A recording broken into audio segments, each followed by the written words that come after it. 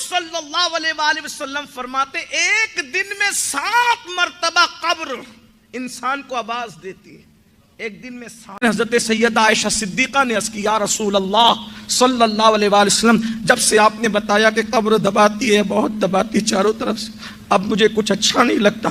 اور میدان اور قبر کے اندر جو منکر نکیر آتی ہیں, نکیرین, ان کی حالت یہ ہے کہ وہ اتنا بڑا ہتھوڑا لے کر آتے ہیں کہ سارے انسان اور جنات مل کر بھی اگر اس ہتھوڑے کو اٹھانا چاہیں تو اٹھا نہ سکیں. اور ان کے دانت بیلوں کے سینگ کی طرح ہوتے ہیں اور اس سے آگ نکل رہی ہوتی ہے. ان کے ناخن جو ہوتے ہیں وہ لوہے اور تانبے کے ہوتے ہیں. ان کی آنکھیں دیگوں کی طرح ہوتی ہیں, اس سے بھی آگ نکل رہی ہوتی ہے, اور سر سے لے کے پیر تک کے بالوں میں ہوتے ہیں, اور زمین کو چیرتے ہوئے آتے ہیں اور جھنجھوڑ کر کے اٹھاتے ہیں. تو ایسی آواز آتی ہے بجلیوں کی چنگاڑ کی. جب مردے کو قبر میں رکھا جاتا ہے تو ایک فرشتہ پھر تانا دیتا ہے, کہتا ہے کل تو اسی زمین پہ اترا کر اور اکڑ کر چلتا تھا, آج دیکھ اس زمین کے اندر تو بے بس ہے. مرتا ہوں, میں اندھیرے کا گھر ہوں, میں بے بسی کا گھر ہوں, میرے اندر کیڑے مکوڑے ہیں, میرے لیے تیاری کر لے, کوئی سامان اکٹھا کر لے. 7 بار ایک دن میں. مؤذن 5 بار صدا دیتے ہیں, قبر 7 بار صدا دیتے.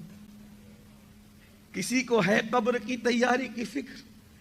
جس کمرے میں چند سال نہیں رہنا وہ کمرہ کتنا سجایا ہے, اور جس قبر میں صدیوں رہنا ہے اس قبر کی کیا تیاری کی ہے.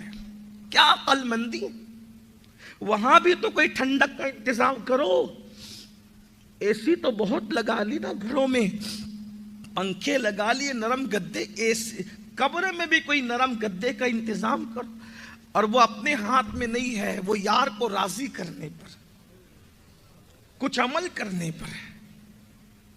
زمین کے اوپر پاپ کرنے والے جب اپنی قبر میں رکھے جاتے ہیں تو اللہ کے رسول صلی اللہ علیہ وآلہ وسلم فرماتے قبر کہتی ہے میں تجھے پسند نہیں کرتی کیونکہ تو نے میری تیاری نہیں کی.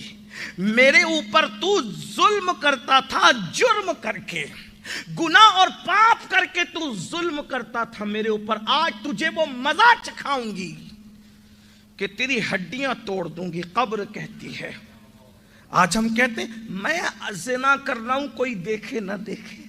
میں نرم گدوں پر گندی فلمیں دیکھ رہا ہوں, کوئی دیکھے نہ دیکھے.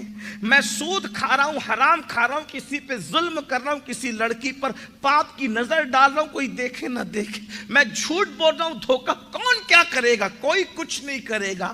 ان بطش ربک لشدید, تیرے رب کی پکڑ بڑی سخت ہے.